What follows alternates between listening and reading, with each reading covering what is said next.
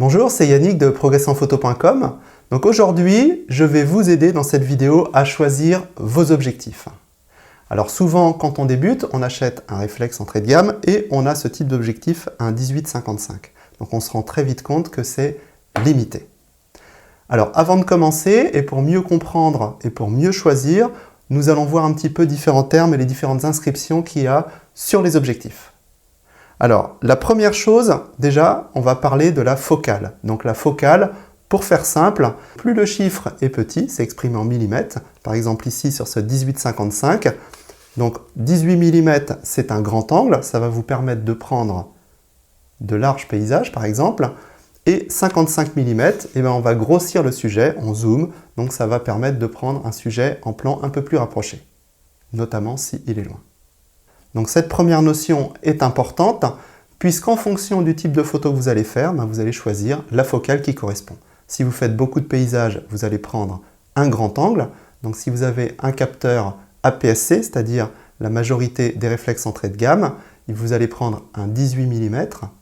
Et si vous avez un capteur plein format, donc un réflexe plein format, 24-36, à ce moment-là, vous allez prendre des focales de 24 mm par exemple. Pour information, sachez que quand on met un 50 mm sur un capteur plein format, ça fait 50 mm, ça ne change pas. Mais par contre, si on met 150 mm sur un réflexe entrée de gamme avec un capteur APS-C, il faut multiplier cette focale par 1.5 chez Nikon et la majorité des fabricants et 1.6 chez Canon. Donc si je mets mon 50 mm sur mon Nikon entrée de gamme, D3200 par exemple, et il se transforme en 75 mm. Deuxième notion importante pour choisir son objectif, et c'est écrit dessus, c'est l'ouverture de l'objectif, l'ouverture maximale. Donc en général, c'est écrit sur le dessus de l'objectif, ici, ou ça peut être à l'avant de l'objectif, au niveau de la bague. Donc souvent, sur les objectifs entrée de gamme, en tout cas, vous avez deux chiffres. C'est écrit par exemple 1, 2.3556. Donc qu'est-ce que ça veut dire? Ça veut dire en fait que l'objectif a une ouverture maximale de 3,5 quand le zoom est rentré et il a une ouverture maximale de f5.6 quand le zoom est sorti. C'est-à-dire qu'on ne peut pas descendre en dessous. Vous voyez par exemple ici, là je suis à 18 mm. Si je tourne la molette, je peux aller au-dessus. Donc avoir par exemple f8, f10. Et si je descends, vous voyez, ça bloque à 3,5, je ne peux pas aller en dessous. Si je zoome, je vais à l'amplitude maximale de ce zoom, et là vous voyez c'est f5.6. Je peux toujours aller au-dessus, mais je ne peux pas aller en dessous de f5.6. Donc c'est une limitation de l'objectif. Donc en général, sur tous les zooms entrée de gamme, nous avons à peu près ces valeurs. On peut même avoir jusqu'à 6.3. Alors qu'est-ce que ça veut dire? Ça veut dire en fait que plus ce chiffre est petit, plus l'objectif est lumineux. Alors avoir un objectif lumineux, ça sert à deux choses. Ça permet déjà de faire rentrer beaucoup plus de lumière dans l'objectif, parce que l'ouverture est plus grande, donc il y a plus de lumière à rentrer. Donc c'est un gros avantage quand on prend beaucoup de photos à l'intérieur. Le deuxième avantage, cette grande ouverture permet aussi d'avoir beaucoup plus facilement du flou d'arrière-plan. Plus le chiffre est petit, plus je vais avoir facilement du flou d'arrière-plan. Donc pour plus d'informations, je vous renvoie à la vidéo que j'ai déjà faite, qui est présente sur la chaîne et sur le blog. À quoi ça sert un objectif lumineux? Alors, sur certains objectifs, vous avez un seul chiffre. C'est le cas sur les focales fixes. Donc vous avez, par exemple ici, 85 mm. Donc c'est la focale de l'objectif. Ça fait 85 mm, ni plus ni moins, il n'y a pas de zoom. Et vous avez un seul chiffre à côté. Ici, c'est écrit 1.4. Donc ça veut dire que l'ouverture maximale de cet objectif est de 1.4. Donc c'est très lumineux, comme vous pouvez le voir. C'est vraiment une grosse lentille et l'objectif est assez gros et assez lourd pour un 85 mm. Donc ça permet de faire entrer beaucoup de lumière en intérieur. Troisième indication que vous allez trouver sur les objectifs, ici, vous avez VR. Donc là, c'est un Nikon. Donc ça, c'est le système de stabilisation Nikon. Donc soit vous l'avez, soit vous ne l'avez pas. Donc ça permet de stabiliser les micro-mouvements. Donc quand vous avez des vitesses un petit peu limites en intérieur, ça permet de compenser les micro-mouvements que vous allez faire quand vous allez appuyer à mi-course sur le déclencheur et déclencher.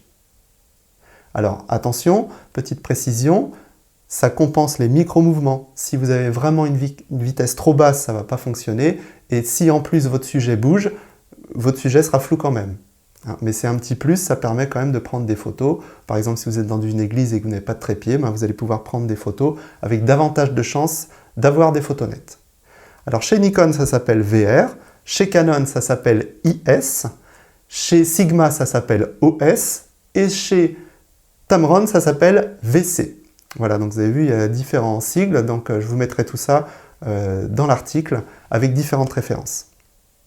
Donc 3 choses importantes pour choisir son objectif: la longueur de la focale, donc en fonction du type de photo que vous allez faire. Ensuite, l'ouverture maximale de l'objectif, donc plus c'est lumineux, mieux c'est. Et enfin, le système de stabilisation. Vous aurez aussi le choix à faire entre une focale fixe, si vous préférez. Donc l'avantage de la focale fixe, c'est que ça va avoir en général une qualité d'image un peu meilleure, c'est un petit peu plus léger, et on peut avoir un zoom lumineux pour moins cher, parce que les objectifs zoom lumineux sont assez chers. Par exemple, ce 70-200, f2.8 à ouverture constante, ça vaut 2000 €. Donc c'est pas donné. Alors après, il y a des alternatives chez Sigma et chez Tamron, où on a des objectifs qui coûtent dans les 800-900 €. Mais c'est quand même déjà un sacré budget. Alors, ensuite, vous allez avoir besoin de choisir votre objectif, donc on l'a dit, en fonction de ce que vous faites comme photo, mais aussi en fonction de ce que vous attendez. C'est-à-dire que si vous n'avez pas envie de vous embêter, je vous conseille de partir avec un objectif polyvalent, type 18-250, si vous avez un réflexe entrée de gamme. Comme ça, vous aurez 18 mm grand angle et 250 mm, ça fait déjà un beau téléobjectif. Donc avec cet objectif, pas besoin de changer d'objectif, vous faites quasiment tout type de photo. Alors avec un inconvénient quand même, c'est que ce n'est pas très lumineux, puisqu'à 250 mm, en général, on est à 6.3. Donc quand on est à l'intérieur, c'est très pénalisant. Ceci dit, ça permet de faire quand même beaucoup de photos. Ensuite, rien ne vous empêche de racheter à côté un petit objectif lumineux type 50 mm f1.8. Donc on trouve ça chez Canon, chez Nikon, etc. Et ça coûte à peu près une centaine d'euros. Donc là, ça permet d'avoir déjà, pour pas trop cher, seulement 2 objectifs et de couvrir pas mal de situations. Ensuite, si vous voulez aller un petit peu plus loin et avoir une meilleure qualité, vous pouvez partir sur des objectifs plus lumineux.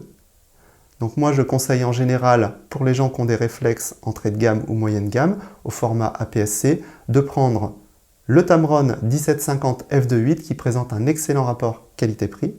Si vous êtes en plein format, vous avez le Tamron 2470 ou le Sigma 2470. Ensuite, vous pouvez rajouter, si vous avez besoin, un 70-200 f2.8. Donc là aussi, si vous prenez Canon ou Nikon, il faut compter 2000 €. Si vous prenez une marque alternative, ce sera moins cher. Donc là, vous aurez la top qualité. Et rien ne vous empêche ensuite de rajouter des focales fixes, un 50 mm f1.8 par exemple, ou un 85 1.4. C'est vous qui voyez en fonction de votre budget et du type de photo que vous allez faire. Pour certaines situations, vous aurez même besoin d'objectifs encore plus spécifiques. Si vous faites de la macro, par exemple, il vous faudra un objectif macro qui va vous permettre de prendre de beaucoup plus près et d'avoir vos sujets en beaucoup plus gros. Alors si vous prenez des insectes, je vous conseille de prendre plutôt au moins 105 mm ou 150 mm macro. Comme ça, vous pourrez prendre d'assez loin sans faire fuir l'insecte. Et si vous prenez des objets beaucoup plus près, vous pouvez vous satisfaire d'un 50 ou 60 mm macro.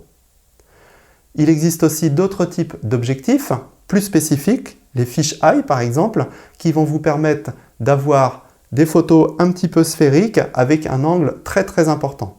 Donc c'est assez sympa. En photo de skate, par exemple, ça peut être bien, ou pour faire des photos un petit peu décalées. Bon, par contre, il ne faut pas faire que ça, parce que ça devient vite un peu lassant comme type de photo. Mais ça peut être très sympa. Enfin, pour ceux qui sont passionnés d'architecture, vous avez les objectifs à décentrement. Donc là, c'est des objectifs vraiment très spécifiques et qui sont d'ailleurs très chers, qui vont vous permettre de prendre des bâtiments avec beaucoup moins de déformation, d'effets de perspective et de fuyante. Donc par contre, là, c'est vraiment très très spécifique. Voilà, on a fait un tour assez rapide. Vous avez maintenant les données pour choisir vos objectifs en fonction de votre niveau, de votre budget, de l'encombrement que vous souhaitez, de la qualité que vous souhaitez. Je vous dis à bientôt pour une nouvelle vidéo. Et n'oubliez pas, si vous voulez recevoir des conseils photos, abonnez-vous en cliquant ici à la newsletter du blog. Et moi, je vous dis à bientôt pour une prochaine vidéo. Salut!